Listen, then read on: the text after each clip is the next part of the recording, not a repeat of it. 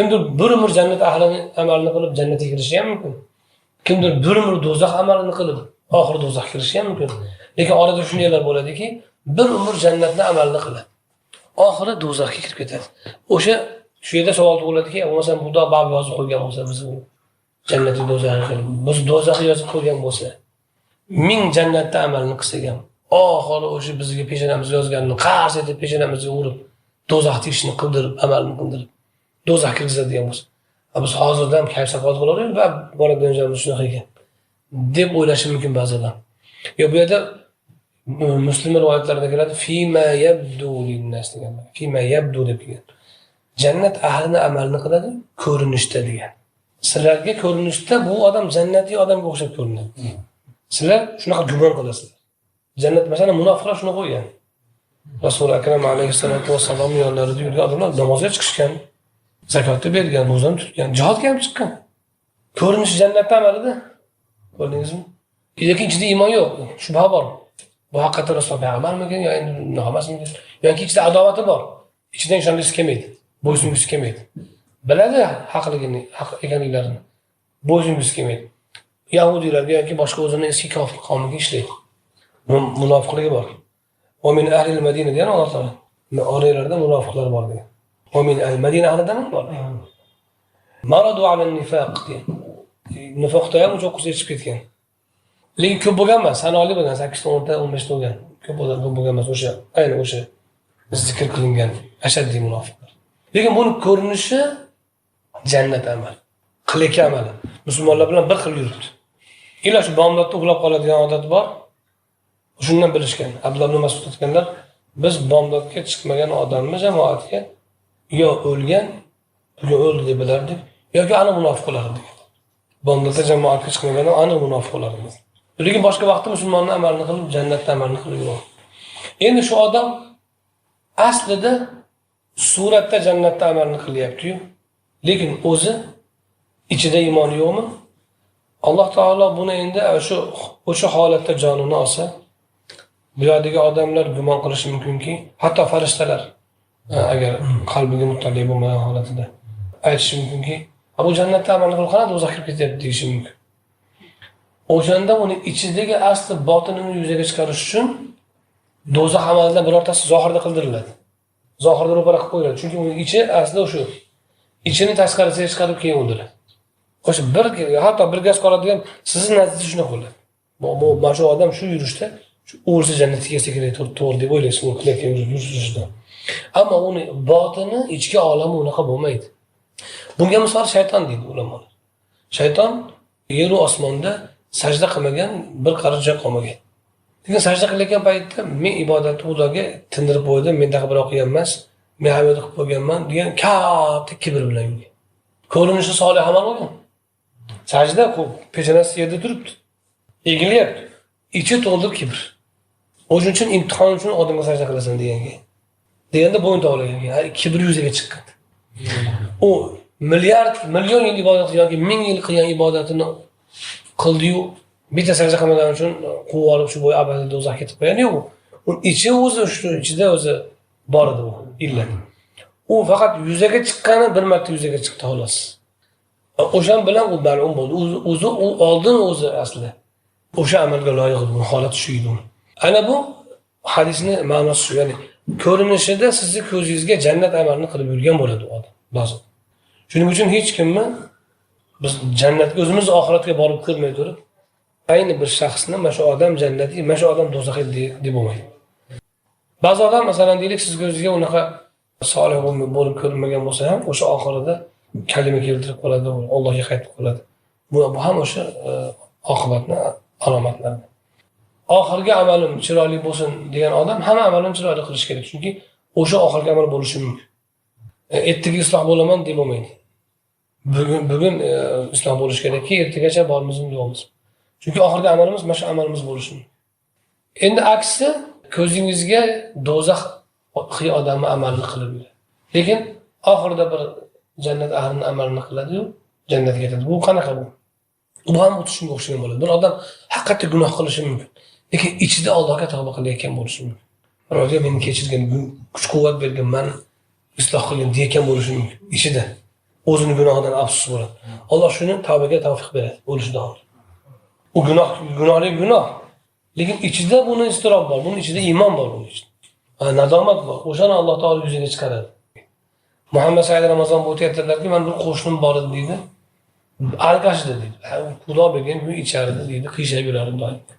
U odamni agar birov masjidga kirganini keladi shu odam desa, hech kim ishonmasdi. Keyin bir kun masjidda ko'rib qoldim, birinchi safda o'tiribdi. Ko'zimga ishonmadi. Biz qo'shni alkash qo'shnim mana u. Keyin kirdim uyga. Kirib deydi, "Baxshir sizni masjidda ko'rib xursand bo'ldim. Alloh tavfiq beribdi. Endi sizga to'g'risini aytaman, men hech kutgan emasdim sizdan buni." Desa, Alloh oson ekan deb. Men to'g'ri ichardim deb. Lekin o'sha har ichganimda aroni ushlab Xudoga yig'lardim deb. Ey Alloh, men seni yaxshi ko'raman. Ibodat qilgim keladi. Lekin mana undan dinobman. Sen bilan meni to'sib turgan mash xolos. Men buni xumor tutganda o'zim bosolmayman. Ichib qo'yaman. Meni kuchim yetmaydi o'rtadan olishga shuni. Seni kuching yetadi, yo'q qo'ysang bo'lmaydim deb yig'lar ekan har safar. Har safar yig'lardim shunday. İçiyatib yig'lar ekanda Parvardigor ichiga. Shuni o'rtadan yo'qotgan, shuni men shuni ichmaydigan qilib qo'ysang, seni kuching yetadi, meni ketmasa deb yig'lardim. Alloh berdi shuni, tavfiq berdi debdi-da. Yosh katta odam. Endi yana ikkinchi shakli bor buni. Bu suratning ikkinchi shakli borki, u siz bilan bizga shunaqa ko'rinadi. U odam o'zi asli solih bo'ladi ayni damda ham. Ayni damda asli solih bo'ladi. Ayni damda asli obid bo'ladi. Bizga o'zini shunaqa ko'rsatadi. O'zini yashiradi.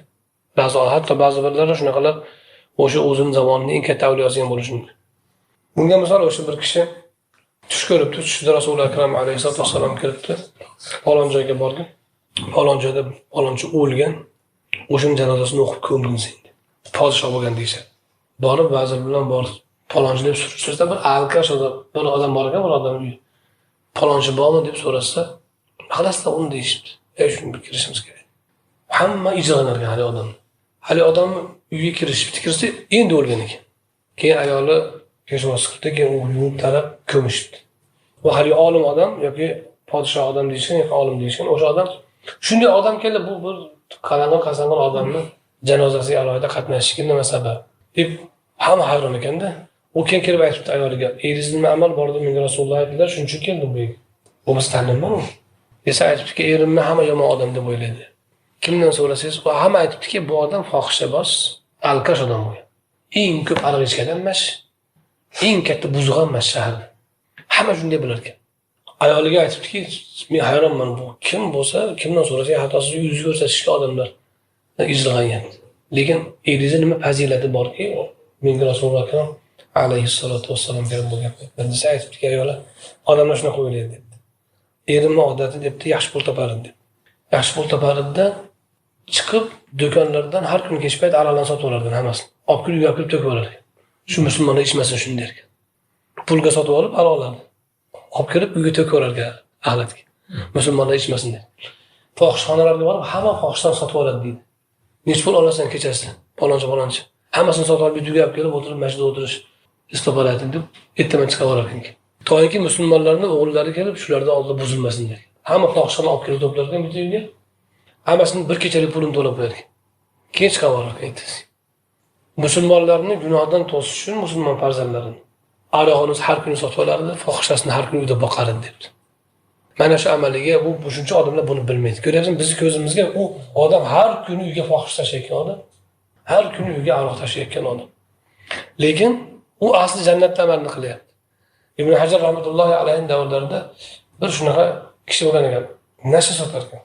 Ibn Hajar rahmatullohi alayhi ko'rib buni, shu odam bir insofga kelmadi deb ichidan o'tkazgan ekanda, u o'z valiylardan bittasi bo'lgan ekan. U nasha nimaga sotar ekan? Uni nashasini chekkan odam qaytib cheka olmay qolar ekan, tashlab yuborgan bir. U shunaqa karomati bor ekanda. Ya'ni kishini o'zi ichki olam bilan tashqi olamini munosabati 3 daraja bo'ladi. Ichki olamidan tashqi olami chiroyli bo'ladi. Bu nifoq deyiladi.